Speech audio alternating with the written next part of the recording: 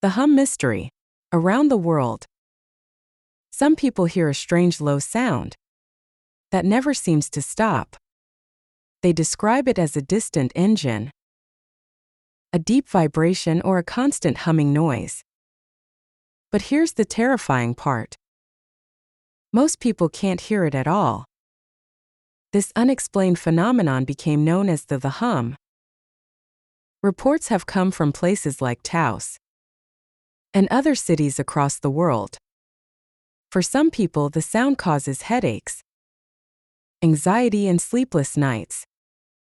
Scientists investigated factories, radio waves, and natural earth vibrations. But no single explanation solved every case. Some believe the hum is caused by hidden technology. Others think it may come from underground activity or unknown frequencies. And some theories are even darker. Could the sound be something humanity was never meant to hear? Even today, the mystery continues. Some noises are impossible to ignore, even when no one else can hear them.